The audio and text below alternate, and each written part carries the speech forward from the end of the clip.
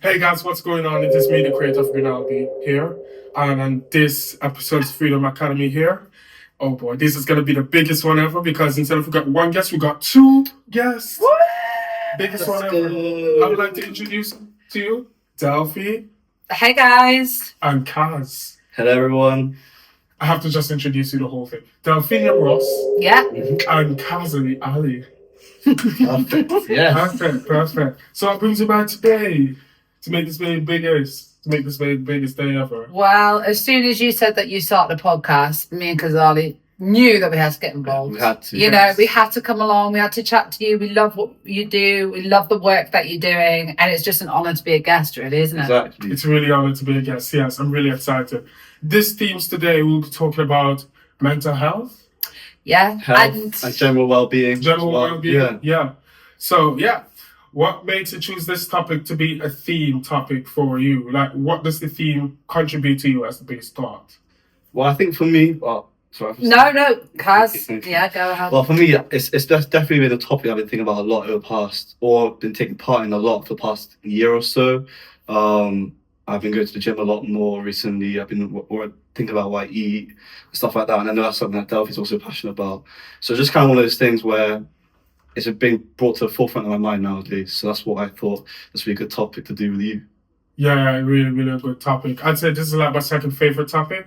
All of the theme has been released, and each of them, one of them is about work-life balance. The other one is relationship building. I mean, that's the last one, but the second one is mental health. Third one is financial, and the fourth one is relationship and well-being, as I said again. So all four of them, they're a theme, and this is the second theme. My favorite is work-life balance, and this one is my favorite because, as I mentioned before, I said this before in episode 1.1, mental health is the biggest impact, especially well-being is the biggest impact in the whole entire life.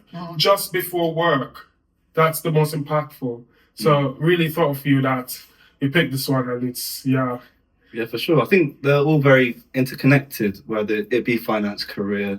I was going to say that. Yeah, 100%. There's a big link between There's a all big- of those themes that you Yeah. just mentioned there. There's you a know. big link with that one. Yeah. And the last time I did this podcast, so this is the second episode. The first one was Inaz's podcast. Yeah. And that one we mentioned and my biggest takeaway was it's okay to not feel okay.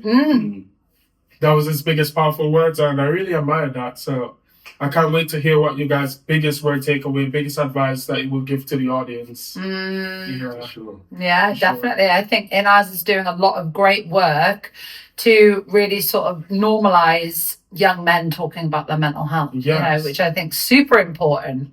So, and again, same with health and fitness. I think the two are completely linked. Your body and your mind are always, working with each other. So I think if you treat your mind well, it has an impact on your body. If you treat your body well, it has an impact on your mind. Yes, vice versa, like table tennis. 100%. Delphi, what got you into kind of being more passionate about health and well-being? So I know you started.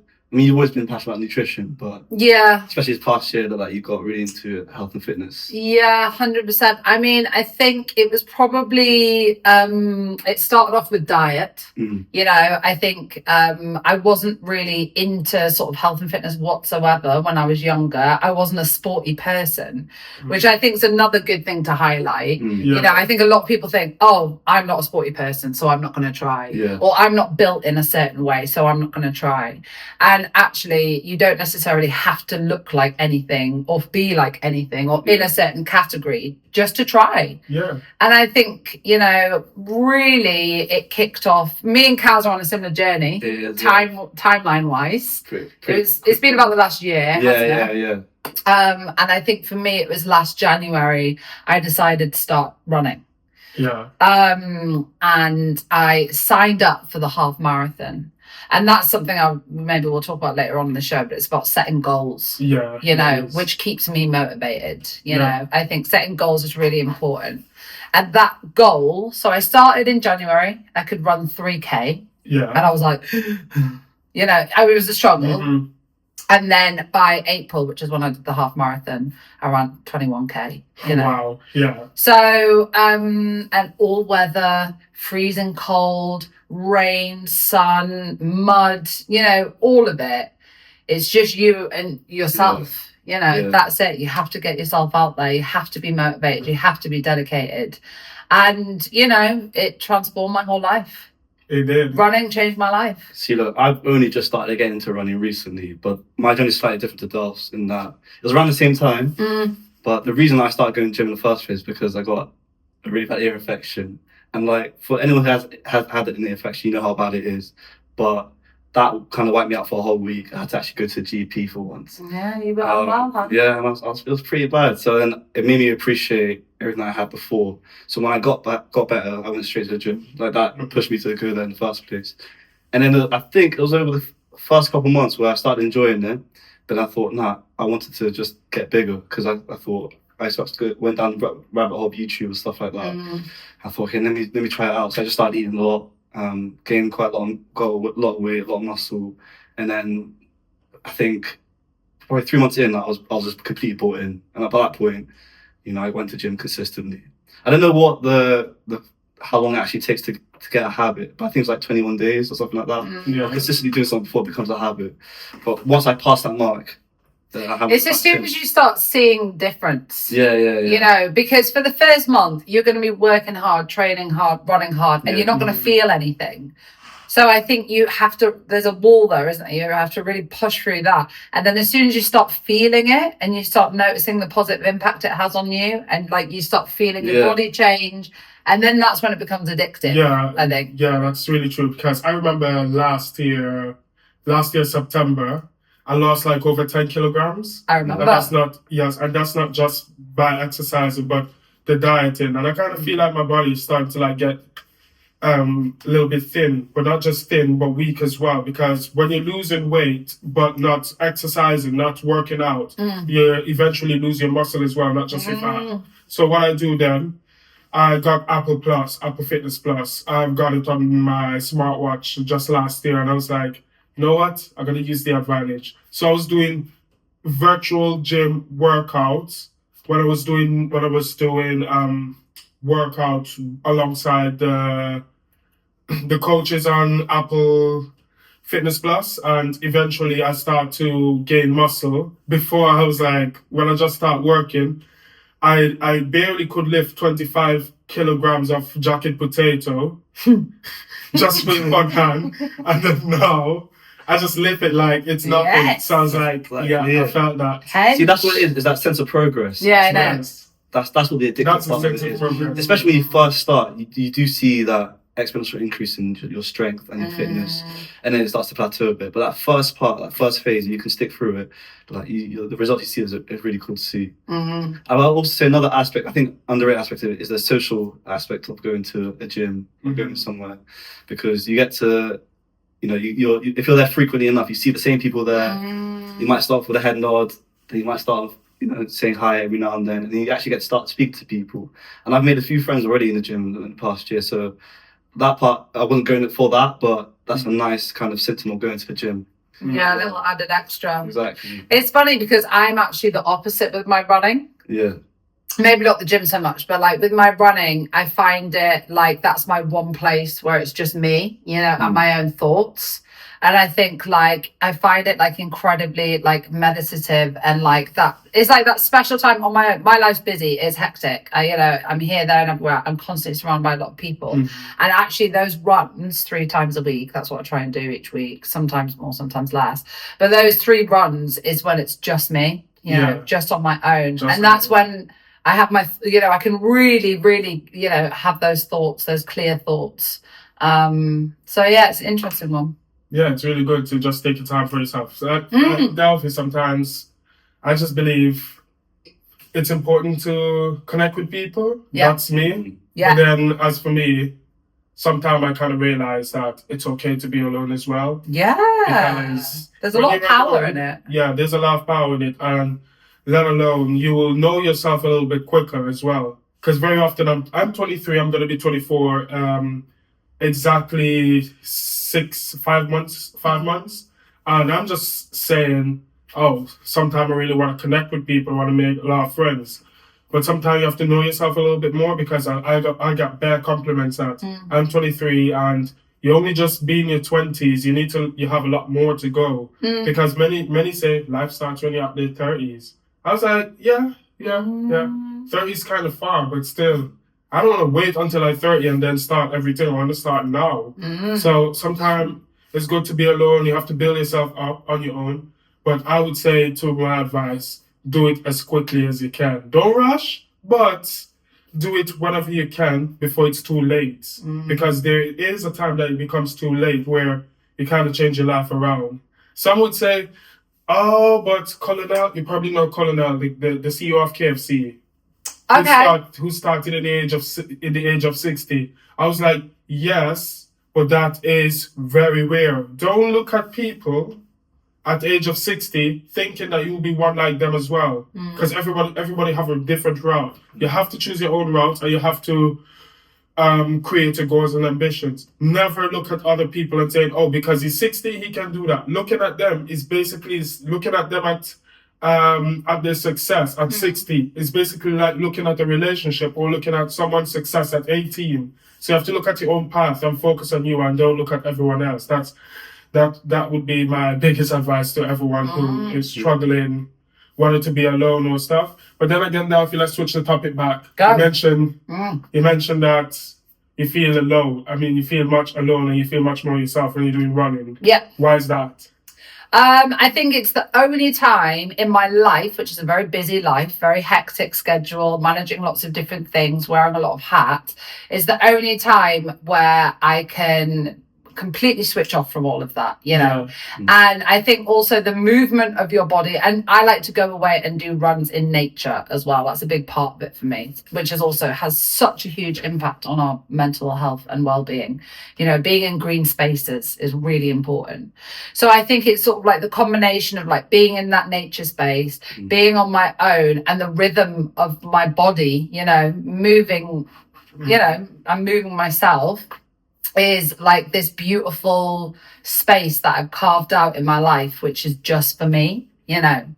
And I don't think we do that enough. And that doesn't have to be running, you know, or even any exercise. I think obviously it's great when it is, but I think it's so important as adults and young adults to carve out that time for yourself each week. Yeah. You know, I think as long as it's chosen, as long as you're choosing that. Exactly. Yeah. Because I know like a lot of people will be lonely, not out of choice. It's just they're not alone, they're lonely kind of thing. So they've got to be careful with that and ensure that they're doing something that they enjoy, has purpose to it as well. So not just being by yourself, but you're doing something with meaning to you, whatever that is. And also, this is just what works for me, because my life is so busy and hectic and full of people that I really need that time to recharge. Whereas some people who maybe work at home all day and, you know, or don't necessarily have that contact, maybe that time is to go to the gym and talk to some people. You know, like you have to adapt it to what, you know, your lifestyle is like and what you enjoy doing. And for me to recharge my batteries, I need that headphones in, switch off, forget about the rest of the world for a minute, and just like it's just me and my body. You know? Have you always needed that? Definitely when I've got older. Yeah. When I was young, 20s, literally no. Like I was constantly around people. I think it's the older you get, the more you realize how important that time is, you know. Yeah. Just to gather your thoughts. Also, we're living in a really busy, hectic world where people constantly have access to you, constantly have communication to you. We're getting WhatsApps all the way through the night, emails. You know, it's like we are constantly being... If it's not that, it's just social media person. Yeah. And I think we need to just like for at least an hour, 3 times a week, put all of that over there and just focus on us, you know, on ourselves and our bodies. And it's really about staying present, isn't it? Like, that's what it is. Yeah. That's what makes it all really worth it. It's that you're living life in the moment. As corny as it sounds, as cliche as it is, that's what makes things nice. That's what makes it enjoyable. Whether you're with people or whether you're by yourself, when it's purposeful, when you're in that moment, then it just makes everything a lot better. You're not worrying about the future. Yeah. You're not having anxiety about the future. You're not worrying about the past. And I think that if there's like a secret sauce to life, I think that's it. Just staying as present as possible, and these things will help it. Running will help it. Going to the gym will help it. Being intentional, and also that physical element of things. Also, you know, it forces you to stay present. It right? does. When you're dragging your legs. Exactly. When you're running, or when you're trying to push a bench bar, it's just it forces you to stay in that moment. You've got no choice. Your body has to react to what's there. I feel like it kind of shuts out noise a bit. Like the noise, you know. We all get in a lot of us get in our own heads. And social media just amplifies that as well. Yeah. But doing something physical, whether it be running or going to the gym, or just going for a walk, going for hikes as well, that's another one. It just means that you're away from that for a bit. You've got time to just stay away from the world almost. Yeah, that kind of takes me back to when I had I think it was my third or my fourth heartbreak. I was like, I just cry out and I just say, you know what, I really want to talk to my other friends about it. And they would tell me, Laurel, go to the gym. Believe me, it's going to work. When I go to the gym, confident for the first time ever, that time I was in Aruba, I realized a lot of things start to work out for me. I start getting back in shape. I become slimmer. I used to be one of the most athletic person just in that town. Not the most athletic though, but in the school I would say, in terms of town I would say in school. Everyone used to admire how tall I am, how fit I am, and how good I would jump to basketball. And like half of the guys would get jealous of me. But then again, all that gone away after COVID, because after COVID, I was in lockdown. You can't go to gym in lockdown in Aruba, let alone in the UK. So all my fitness now, I'm like someone who has a dad bod now. So that's why I'm like, okay, gonna switch back and say, you know what, I'm gonna go do gym too. And do you think most people go to the gym? This is an interesting one as well, but just like sports and fitness in general. Yeah. Like, you know, I think a lot of people go for the way that they look, and then a lot of people go for the way that they feel, you know, because we're living in this like social world that's ruled by social media and influencers and how people look and all that sort of thing, you know. But it's just like, I personally don't run to change how my body looks. I do it for my mental health, you know. And so it's like, it's like a runaway. Yeah. So why do you think that you are like drawn to go to the gym, Laurel? Do you think it's more for the physical side of things or more for the mental? Both. Yeah. I would say it's both. Physical, because we live in a world, I mean, not saying that people need to validate you, but you need to validate yourself. And when I can tell, when you're more fit, you will like yourself more than being much more confident, rather than being much more, how do you say, much more, I don't even have to say obese, like. Okay, yeah. Overweight. Unfit, unfit, that's the right word for it. However, if you're more fit, you're going to be like more confident, you're going to build skills, and not skills, you're going to feel like you don't have to worry about what the world thinks about you. And that's when your looks turn into your feels. That's really important, because when you feel like you're all right, it will conquer your looks. It will conquer of what you think you should look like. And once that happens, you win. The world, you defeat the society. That's basically what it is. You can just have that all confidence and just walk and talk to the person. That's why I mentioned again, and you mentioned this before. You mentioned that mental health is the number one biggest impact in entire life, because it changes like that. It's that obvious. Yeah, I think it's a lot about, like Laura into there, self-validation, right? It's like what are the thresholds that you need to hit to feel confident? Some people it's just like achieving something big. Some people like looking a certain way. Some people feeling a certain way. Just to hit that threshold of I am like being like self-love, essentially, being happy with who you are and who you're becoming and your path in life. I think it's just, if people could find a way to self-validate themselves rather than relying on external factors to be validated, it makes life so much easier. Like you just said there, you carry that energy with you rather than relying on others to bring the energy for you. Yeah, Yeah. 100%. I think gym, well, yeah, for me, I would say it started off definitely on a health issue because I had an ear infection and Yeah, I just wanted to look after myself properly. And then it became a bit more about looks when I started trying to get muscles, trying to get bigger. But then after a certain time, it did become about just my mental well-being.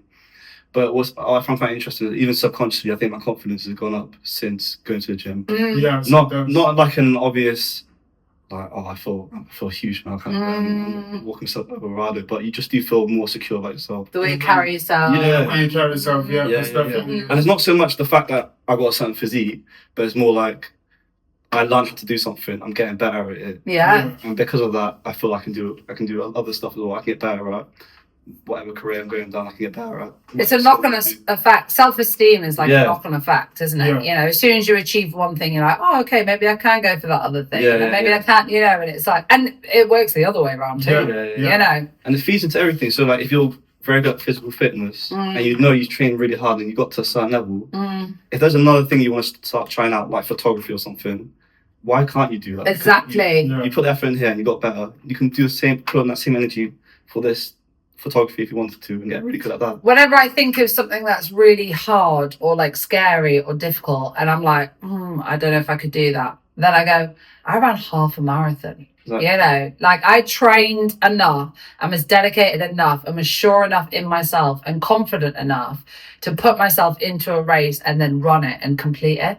So if I can do that, then there's so many other things that I can achieve, you know. So exactly your point. Exactly it, yeah. It's like a such a mindset. knock-on effect, you know. Yeah.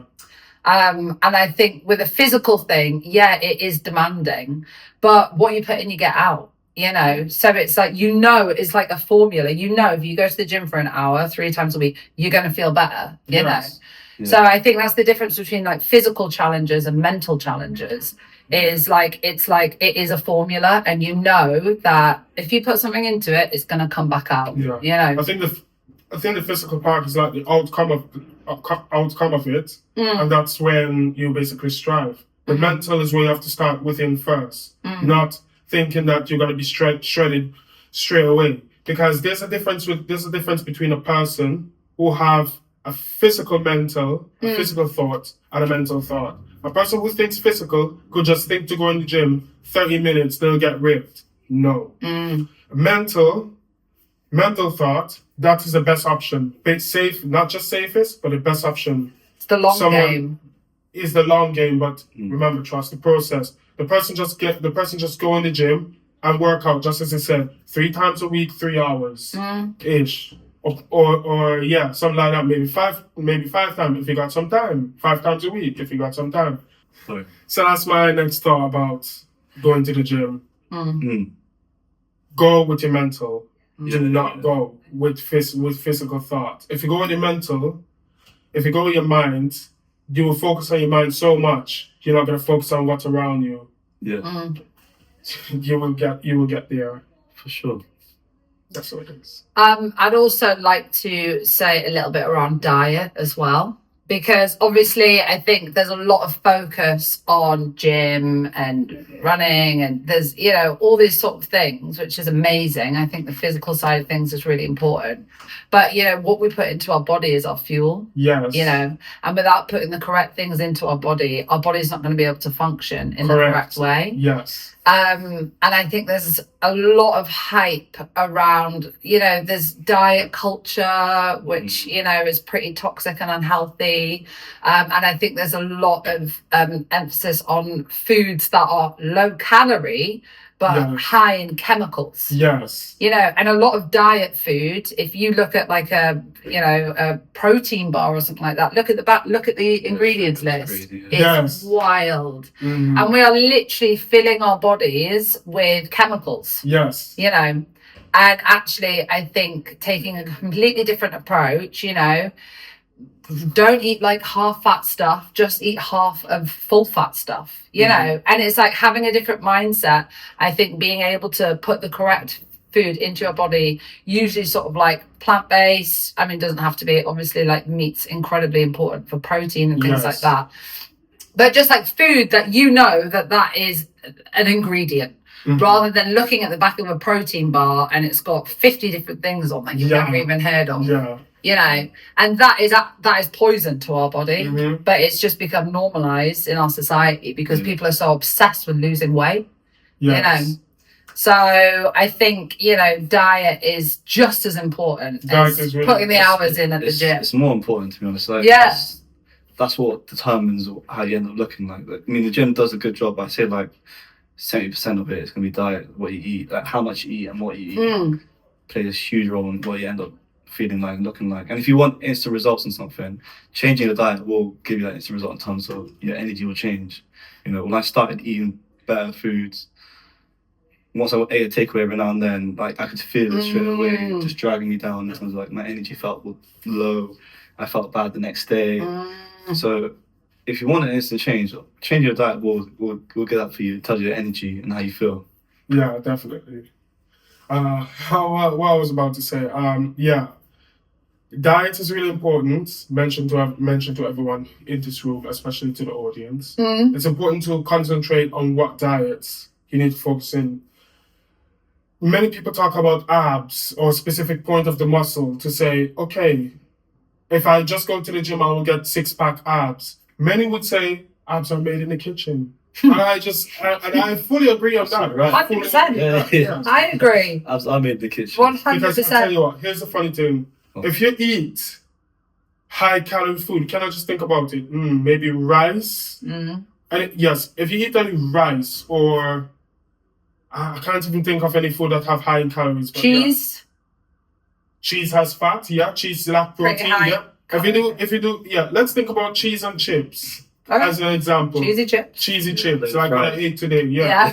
If you eat that every single day, it's not gonna be good for you, Laura. It's not gonna be good. Definitely, it's not gonna be good. And that's why for me, I buy that, but I also buy burger because what? Burger has protein as well. Yeah. Definitely. And you need protein to build your muscle rather than having calories and cholesterol, because high calories, what does it do when you don't burn enough? It will store it and it will turn into a fat stored in your body. And then for you to burn it, you need to exercise, you need to fast for you to burn it. And you know what's worse? If you're insulin resistant, think about insulin and glucagon. If your insulin is higher than glucagon all the time, you'll become insulin resistant. Yeah, it has such a huge impact on you, you know, your diet. And I think just, you know, doing the smallest little basic bit of research. Also, everyone's different, you know, everyone's diet is different, you know, culturally it's different. There's lots of different factors. You have to find what's right for you, you know, everyone's different. But I think just doing a basic bit of research and just having an awareness of foods full of chemicals, high processed foods, you're never going to cut them out completely. It's not realistic, you know. Everyone likes to treat every now and again, but I think just changing a few little habits each day goes a really long way in terms of your health. And you do need to start thinking about it in your 20s, you know, because life comes at you quick, you know, and then in your 30s, if you want to have kids, and then 40s, 50s, you're going on to older life, you know, diet is so important. And the earlier you create good, healthy habits for yourself, you know, the easier it is. Yeah, see, that's the best takeaway. Yep, hear that? Start early. Never wait. Never wait. Start early. And that's what I always like to urge to everyone, especially myself. Because sometimes many people would ask me, why you take yourself so granted? Why you thinking about too many things? Why you not sleeping a lot? Like last night, I was up till 4 a.m. Sleep's another one. Sleep's another one. Yeah, very important. Very important. But I was up 4 a.m. I was overthinking. I just went to bed very late. But then again, that's the worst thing because sleep is important. And that's why exercise is important. Because if you've done a big sesh, like yesterday I did 10K, when I hit the pillow last night, I was out. Do you know what I mean? Yes, your body's happy, your mind is happy, you know, straight in, got 8.5 hours sleep. Yes. Come on. Yeah, big sign for me to go to the gym. A big sign. Big sign for for everyone as well. Yeah, everyone go. Get in the gym. Gym. Or outside. Get Yeah. running. Go to your local park. Go in your living room, put a YouTube thing on. You know, Yeah. the thing is with running, and this is why I'm so incredibly passionate about it. It's probably, you know, if you're able-bodied, the most accessible thing in terms of exercise you can do. It's completely free.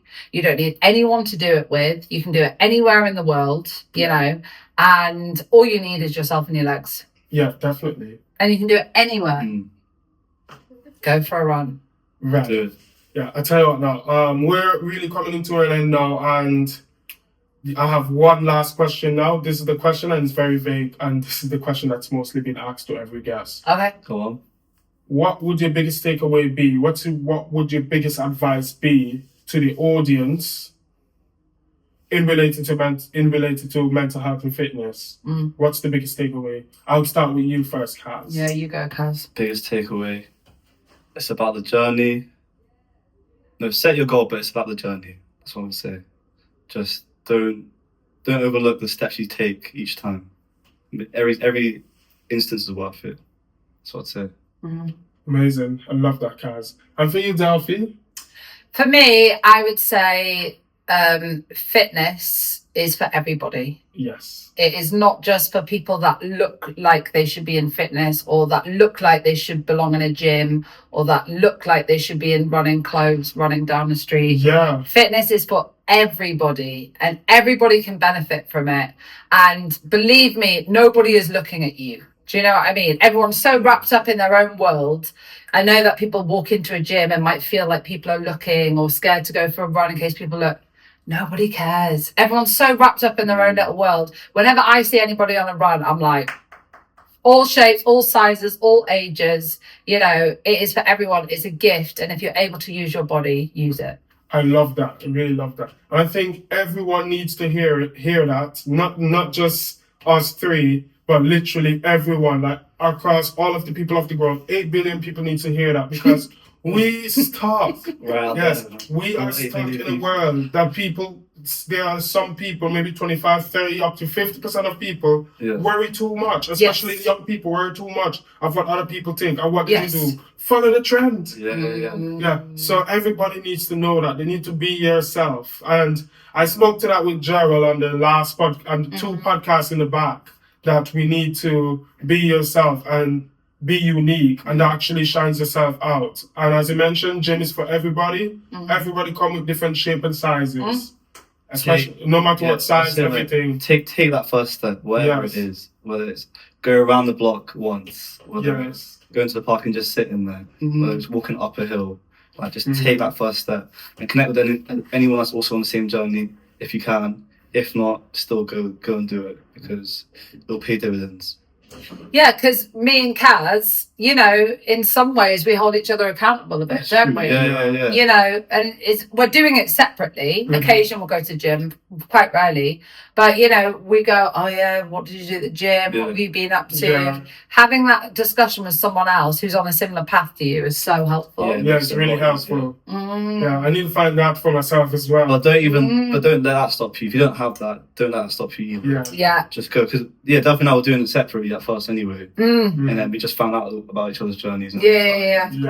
But just do it for yourself, and do it by yourself if you have to. But find your community if you can. Yeah, it is. It's that one step, isn't it? Yeah. It leads into You never know. something much bigger. Definitely. Yeah.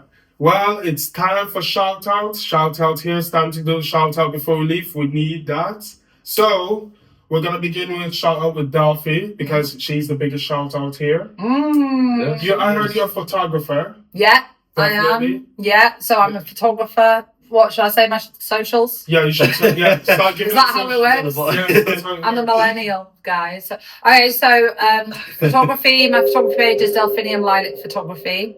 And I also run an all-female and non-binary analog camera collective, which you should check out too, which is called Girls Camera Club. Amazing. And that's Girls Camera Club Bristol That's lovely. That's on lovely. socials. Yeah. That's really great. Love that shout out. And for you, Kaz? I don't have a shout out, but just all love to everyone there. If I see you, I see you. But I don't have a shout out. My name's Qazzally. Okay, it's fine. You don't Pleasure. really. He's too cool for social media.